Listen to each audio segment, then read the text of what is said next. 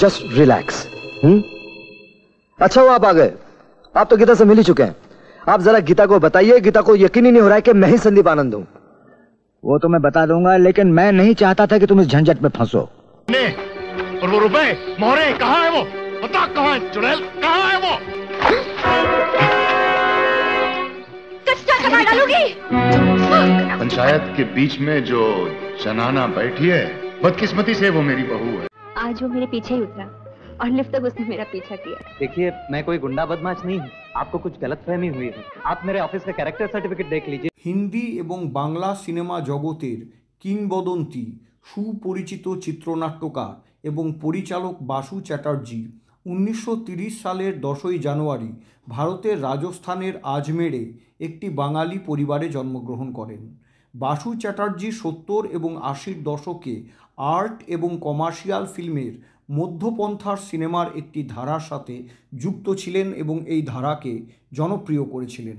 1950-এর দশকে বাসু চ্যাটার্জি বম্বে আসেন এবং রুসি করঞ্জিয়া দ্বারা প্রকাশিত একটি সাপ্তাহিক ট্যাবলয়েড ব্লিটজের জন্য একজন চিত্রশিল্পী এবং কার্টুনিস্ট হিসেবে তার কর্মজীবন শুরু করেন। তিনি 18 বছর সেখানে কার্টুনিস্ট এবং চিত্রশিল্পী হিসেবে কাজ করেছিলেন এবং তারপর চলচ্চিত্র নির্মাণে তার ক্যারিয়ার পরিবর্তন করেছিলেন। বাসু চ্যাটার্জি তার চলচ্চিত্র জীবন শুরু করেন অন্য আরেকজন স্বনামধন্য পরিচালক বাসু ভট্টাচার্যের সহকারী হিসেবে। বাসু চ্যাটার্জি রাজ কাপুর এবং ওয়াহিদা রহমান অভিনীত তিসরি কসম ছবিতে বাসু ভট্টাচার্যকে সহায়তা করেছিলেন। এই ছবিটি 1966 সালে মুক্তি পায়। তিসরি কসম পরে সেরা পূর্ণদৈর্ঘ্য চলচ্চিত্রের জন্য জাতীয় চলচ্চিত্র পুরস্কারেও সম্মানিত হয়েছিল। অবশেষে বাসুবাবু 1969 সালে রাজেন্দ্র যাদবের একটি উপন্যাসের উপরে ভিত্তি করে সারা আকাশ ফিল্মের মাধ্যমে স্বতন্ত্রভাবে পরিচালনায় আত্মপ্রকাশ করেন। সারা আকাশ ফিল্মটির চিত্রনাট্য নিজেই লিখেছিলেন বাসু চ্যাটার্জি। এর জন্য তিনি সেরা চিত্রনাট্যকার হিসেবে ফিল্মফেয়ার পুরস্কারও পেয়েছিলেন।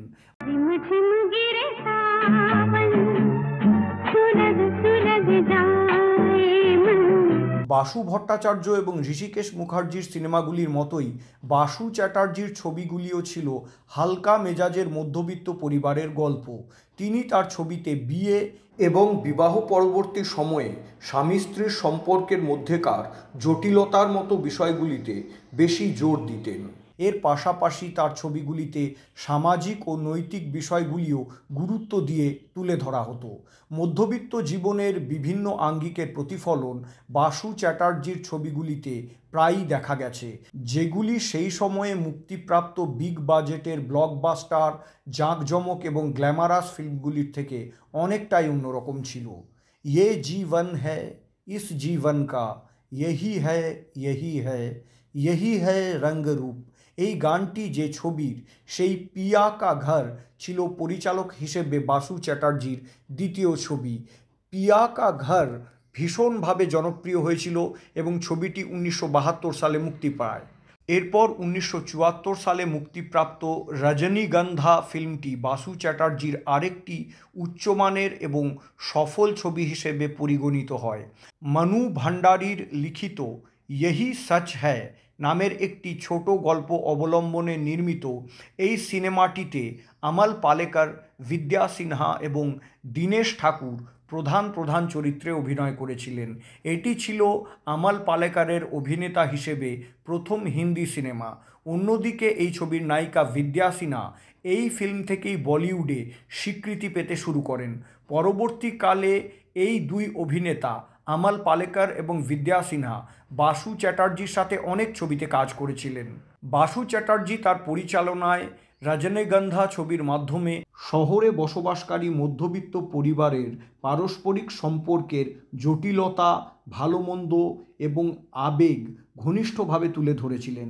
এই ফিল্মের জন্য বাসুবাবুকে বেস্ট ফিল্মের ফিল্মফেয়ার সমালোচক পুরস্কার দেওয়া হয়। এরপরে বাসু চ্যাটার্জি আমল পালেকর এবং বিদ্যা সিনহা জুটিকে নিয়ে ছোটি সি বাত নামের আরেকটি সুন্দর সফল সিনেমা দর্শকদের উপহার দিয়েছিলেন।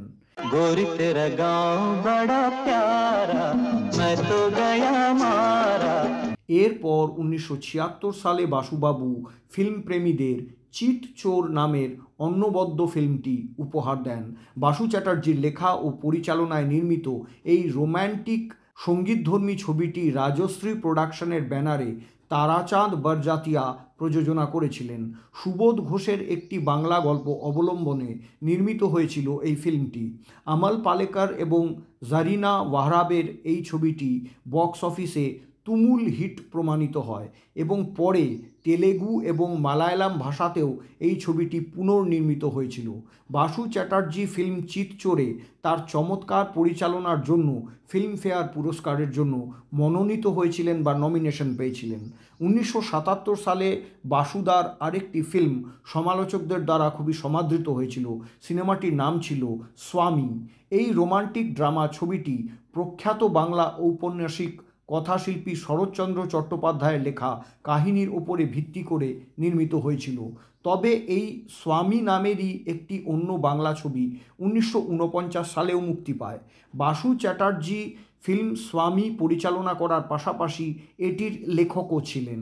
ছবিতে প্রধান চরিত্রে অভিনয় করেছিলেন শাবানা আজমি, বিক্রম, গিরিশ কার্নাড এবং উৎপল দত্ত। এছাড়াও হেমা মালিনী এবং ধর্মেন্দ্র এই ছবিতে একসাথে অতিথি শিল্পীর ভূমিকায় অবতীর্ণ হয়েছিলেন।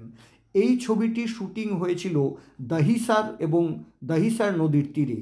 স্বামী ছবিতে চমৎকার পরিচালনার জন্য বাসু চ্যাটার্জিকে সেরা পরিচালক হিসেবে ফিল্মফেয়ার পুরস্কার দেওয়া হয়েছিল।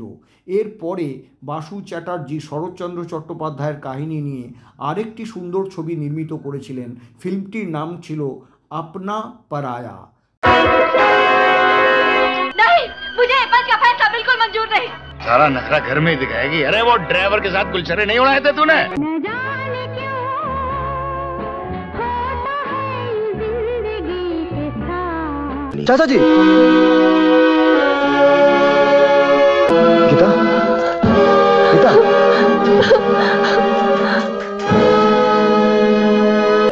गीता के बारे में तुम्हारा क्या ख्याल है?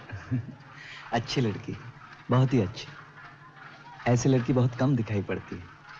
उसके माता पिता उसकी शादी के लिए कुछ परेशान हैं। বাসু চ্যাটার্জি পরিচালিত আরও কয়েকটি উল্লেখযোগ্য ফিল্মের নাম হল উস পার, ছোটি সি বাত, মঞ্জিল, লাখোं की बात, शीशा, पसंद अपनी अपनी, दिल लगी, खट्टा मीठा, चक्रव्यूह, बातों बातों में, প্রিয়তমা এবং শৌকিন। পরিচালক হিসেবে বাসু চ্যাটার্জির শেষ হিন্দি ছবি গুদগুদিও প্রভূত জনপ্রিয়তা পেয়েছিল। কিন্তু অনিল কাপুর এবং অমৃতা সিং স্টারার 1986 সালে মুক্তিপ্রাপ্ত কমেডি ফিল্ম চমেলি কি শাদি ছিল পরিচালক হিসেবে বাসু চ্যাটার্জির শেষ বাণিজ্য সফল সিনেমা। বাসু চ্যাটার্জি কয়েকটি বাংলা ছবি এবং দূরদর্শনের জন্য কিছু সিরিয়ালও নির্মাণ করেছিলেন।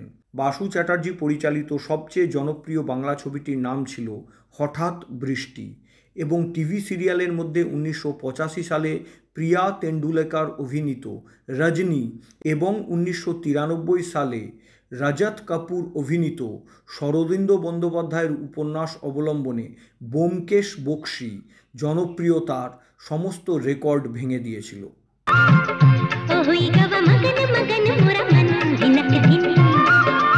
अरे खाना बनाने में तो बिमली एकदम उस्ताद है, लेकिन क्या फायदा, खाएगा कौन? আরেকটি সিনেমার কথা না বললে বাসুবাবুর ছবি সম্বন্ধে বলাটাই অসম্পূর্ণ থেকে যায়। সেই সিনেমাটি ছিল 1989 সালে মুক্তিপ্রাপ্ত ফিল্ম কমলা কি মত। পঙ্কজ কাপুর, সুপ্রিয়া পাঠক, রূপা গাঙ্গুলি, ইরফান খান, মৃণাল কুলকার্নি, আশা লতা, আশুতোষ গোয়ারিকর অভিনীত এই ফিল্মটির পরিচালনা এবং লেখক ছিলেন বাসু চ্যাটার্জি স্বয়ং। এই ফিল্মটি আধুনিক ভারতের পারস্পরিক মহিলা পুরুষের সম্পর্ক, প্রেমের দ্বন্দ্ব এবং প্রাক বৈবাহিক যৌনতার মতো বিষয়গুলিকে তুলে ধরেছিল। মুম্বাইয়ের পটভূমিতে নির্মিত এই ফিল্মের চিত্রনাট্য লেখার জন্য বাসু চ্যাটার্জি সেরা চিত্রনাট্যকার হিসেবে ফিল্মফেয়ার পুরস্কারে সম্মানিত হয়েছিলেন। আমাদের সকলের প্রিয় বাসু চ্যাটার্জি 4 জুন 2020 সালে বার্ধক্যজনিত স্বাস্থ্যগত জটিলতার কারণে 90 বছর বয়সে মুম্বাইয়ের নিজ বাসভবনে প্রয়াত হয়েছিলেন। বঙ্গ বায়োস্কোপ চ্যানেলের পক্ষ থেকে বাসু চ্যাটার্জিকে আন্তরিক সম্মান, শ্রদ্ধা এবং সালাম জানানো হচ্ছে।